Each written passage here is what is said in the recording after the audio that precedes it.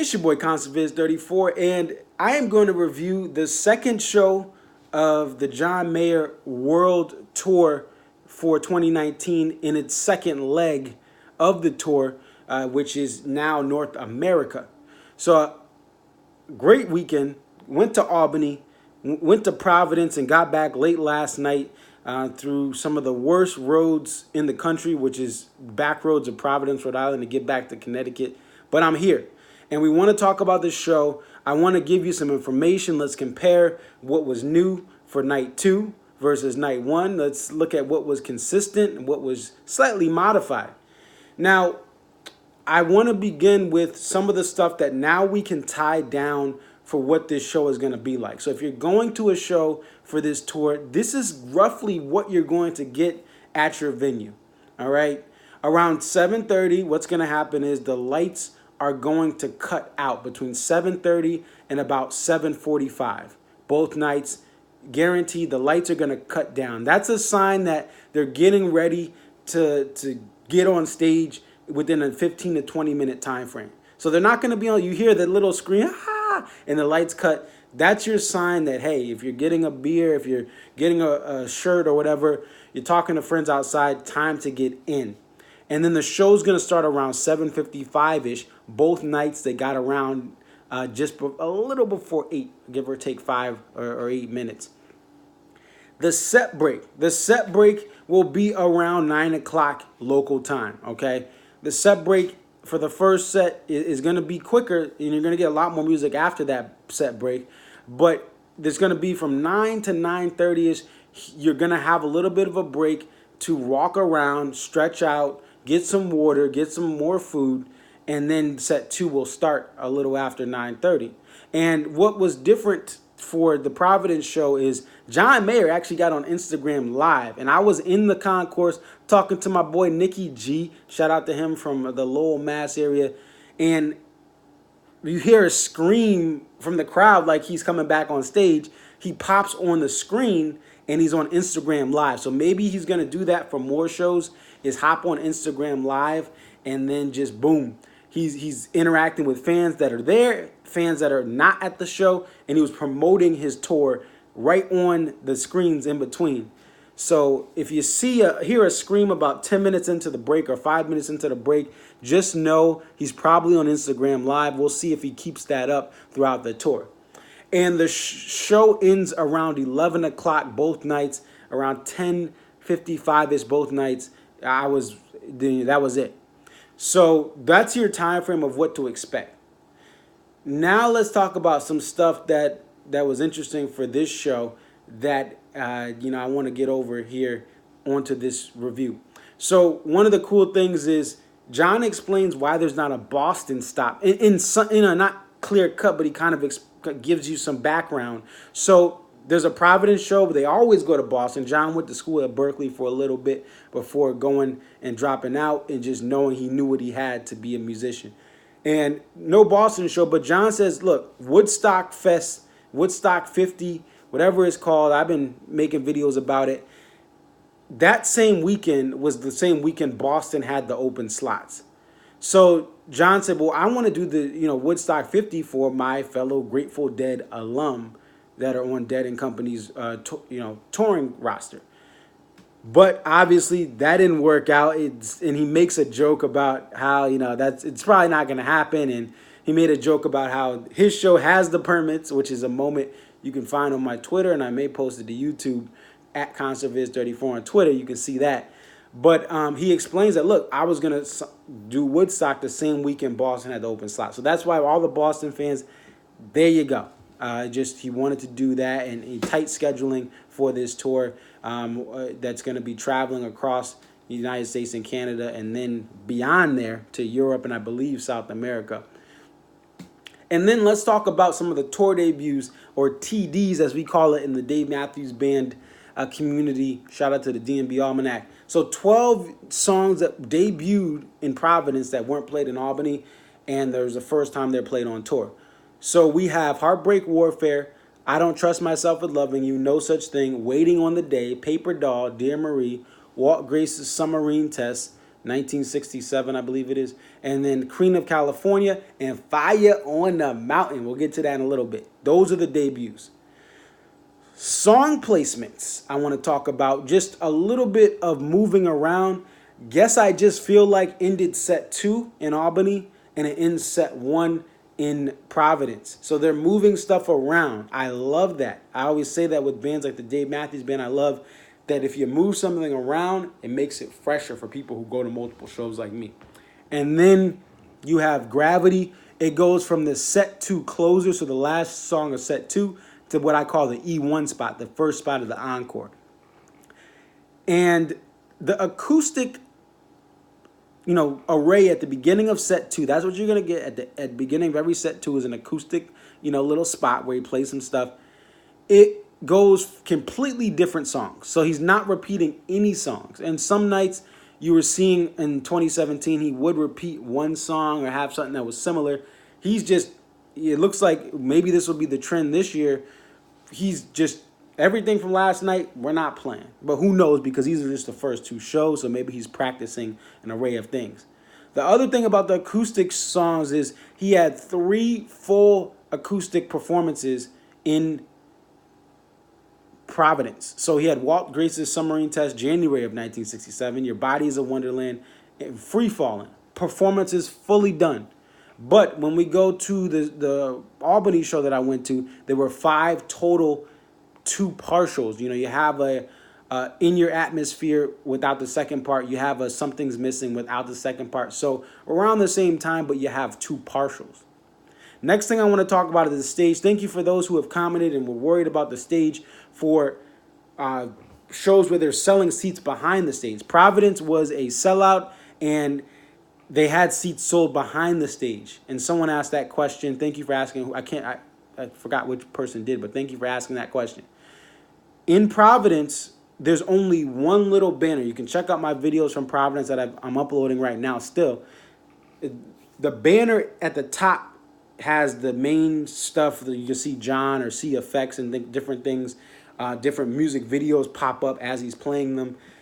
And the bottom part, which has like a little backlay of like nature that pops up at times, and it has a little veil that John comes out of at the beginning of the show, that is completely removed for these shows like Providence.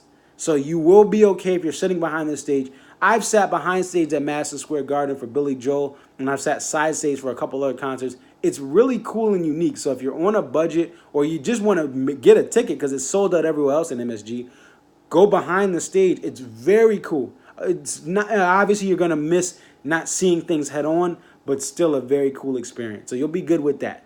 And the other thing here is the solos I wanted to talk about for this.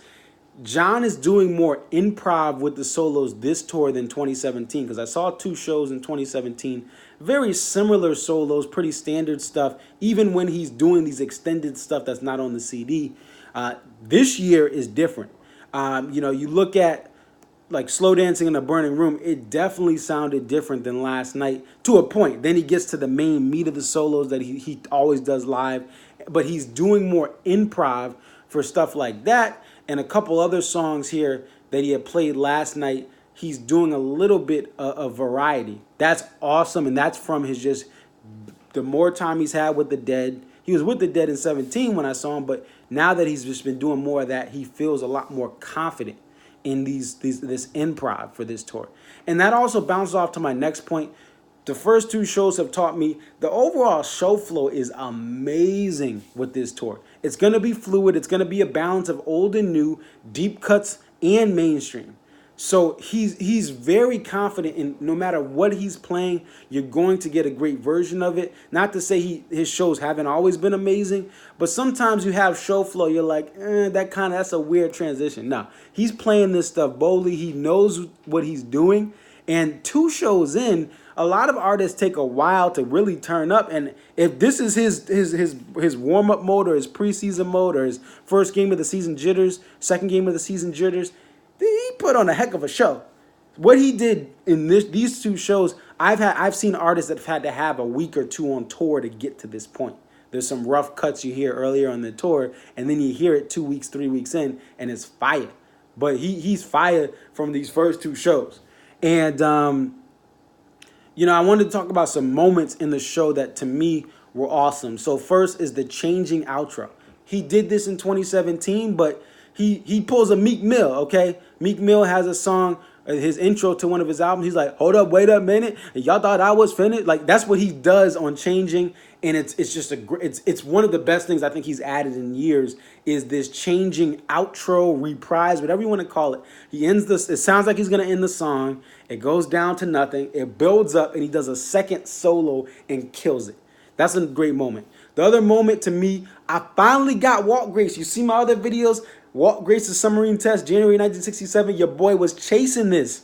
I was chasing this song all across the streets, all across. I had the FBI looking out for this song. I had missed it on previous tours. Your boy finally got it. I was almost in tears of joy, and I have that on YouTube now. But just a beautiful song. He does the whole thing, not a partial, not a little tease. The whole thing, and the song in its whole context is just a really, really beautifully written song. He does it. Another great moment.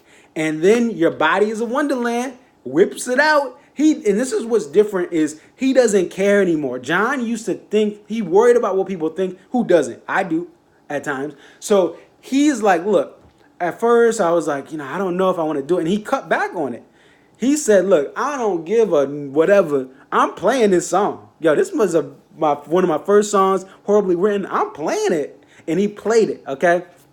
Crowd went nuts. Then the moment of the night, I think, for a lot of people is the Queen of California tour debut, Into a Fire on the Mountain. So night one, there's no full covers. There's a Prince segue that David Ryan Harris does into Slow Dancing, which he's done these segues when he's toured with John in the past. But there wasn't any covers.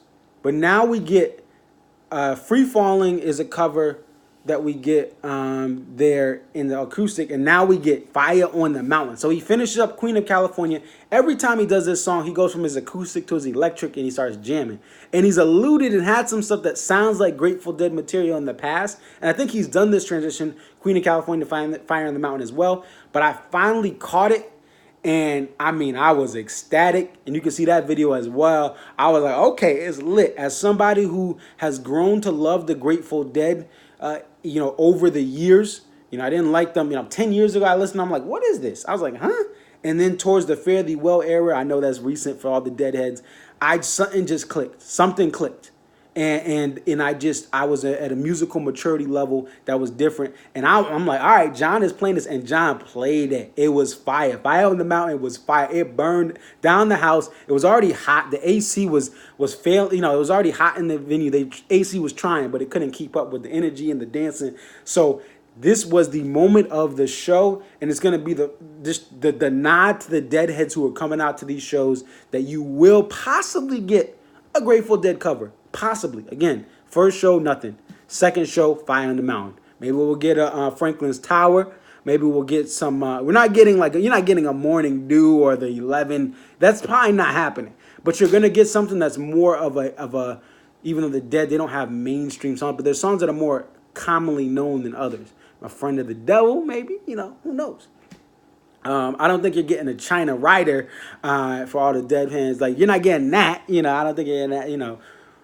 Who knows? So, just a great weekend to me. Wonderful meeting people, catching up with buddies like Nikki G, going with my friend Pete to the show, who we became friends and bonded over John Mayer over 10 years ago. At this point, it was 2009, 2008. Yes, it's been 11 years. And we met in college, and John Mayer was one of the big points into us being friends. So, this is a great weekend. Great fans. I have to hand it to Providence. It was a Saturday show. Friday shows are rough just because people are coming from work. Albany was dope. Great people. Don't want to discount Albany, but Providence was popping. They was loud. They was going crazy. It was a party, but it was a Saturday. The venue's a little more smaller, so the sound reverberates. But Providence, it was lit. Also, quick side note, David Ryan Harris, you will see him on stage singing. He is, if you're looking at the stage, to the right of the stage, or what is really technically stage left, I believe, from my theater days. Very quick plays in church, like the resurrection play. But stage left, looking dead at the stage to the right. Check out his music, folks. He has been touring with John Mayer for a couple of tours. He's played with many other artists, especially my boys Dave Matthews Band. I think it's Live Tracks 5, one of their live releases. He's like on a bunch of songs on that set. They have him in there. Check out David Ryan Harris because he is a talented musician who has his music on iTunes, on Amazon, on all sorts of stuff where you can buy it or you can stream it. Support him because he is talented. He could be an opener for Dave. He could tour by himself. He is a talented musician, but he's decided to really help John Mayer out, support him vocally. And the band's great, man. Pino Palladino, the great singers. Isaiah, who's been on tour for a couple tours, I believe. But Isaiah over there to stage right, slaying some of that stuff, getting that twang on his Telecaster and having the Strat tube, getting funky and smooth.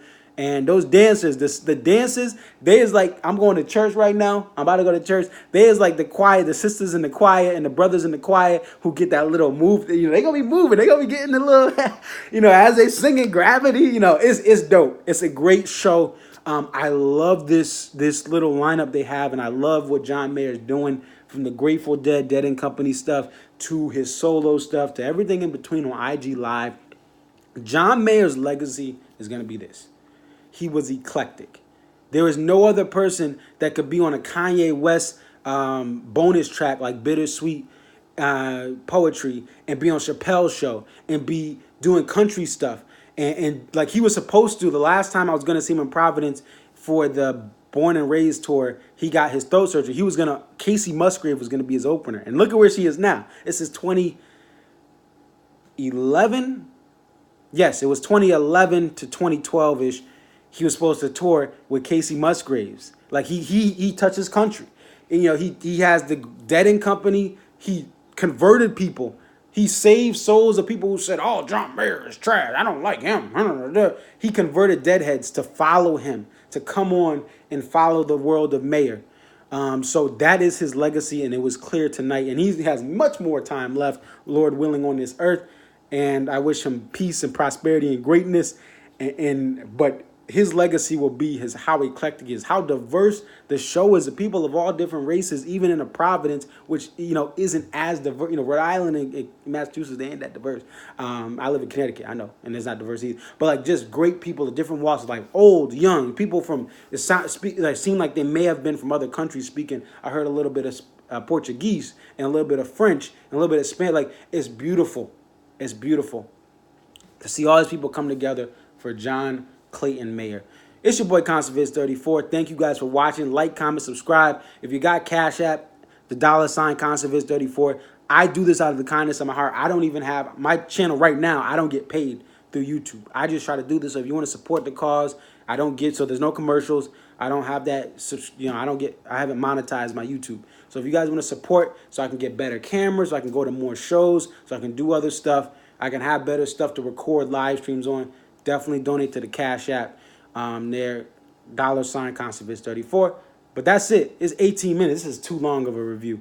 But this is what I do. I go too long. But thank you guys for watching. I'm out. Peace.